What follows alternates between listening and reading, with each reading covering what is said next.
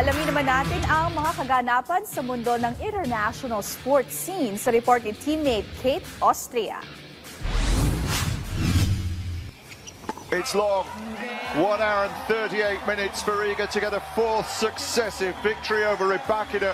Sa tennis, nagpakitang gilas muli si world number 1 Iga Swiatek matapos talunin si Elena Rybakina sa semifinal ng Cincinnati Open 2025. Dahilan para makapasok siya sa championship round ng prestihiyosong torneo. Sa likod ng kanyang matatag na depensa at matinding opensa, nanaig si Swiatek laban kay Rybakina sa score na 7-6, 6-4 sa isang laban na umabot ng mahigit 2 oras. Nagpakita ng tibay si Rybakina lalo na sa unang set, ngunit na naigang konsistensya at agresibong paglalaro. Swiatek, sa huling bahagi ng laban, ipinamalas ng Polish star ang kanyang championship composure para tuluyang makuha ang panalo. Susunod na makakaharap ni Swiatek si Italian player Jasmine Paolini na unang nakalusot matapos pataunin si Veronika Kudermetova sa tatlong set, 6-3, 6-7 at 6-3.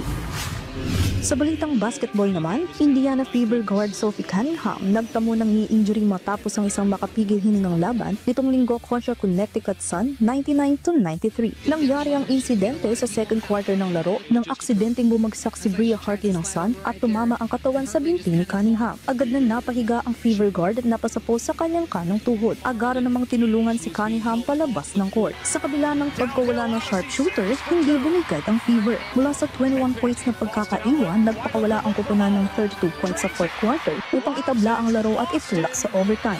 Bumida si Kelsey Mitchell na nagtala ng 38 points kung saan ang 34 dito ay nanggaling sa second half para siguruhin ang panalo ng Indiana. Kelsey Mitchell! Matapos ang laro, hindi nagbigay ng detalyadong pahayag si Cunningham tungkol sa kanyang kondisyon. Ngunit ipinahayag niya ang kanyang paghanga kay Mitchell sa pamamagitan ng isang post sa social media. Ang injury ni Cunningham ay dagdag sa lumalalang injury list ng Fever. Nauna nang nawala si Caitlin Clark dahil sa groin injury, habang sina Erie McDonald at Sydney Colson ay parehong nagtamo ng season-ending injuries, isang broken foot at ACL tear.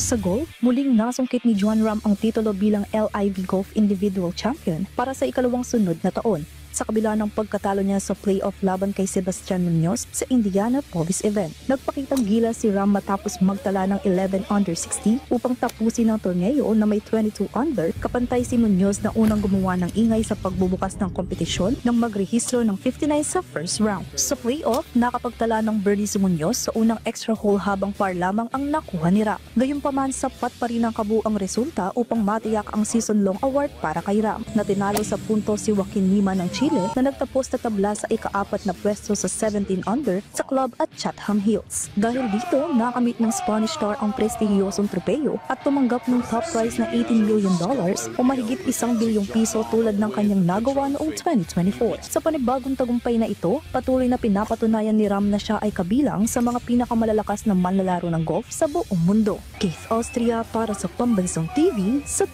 Pilipinas.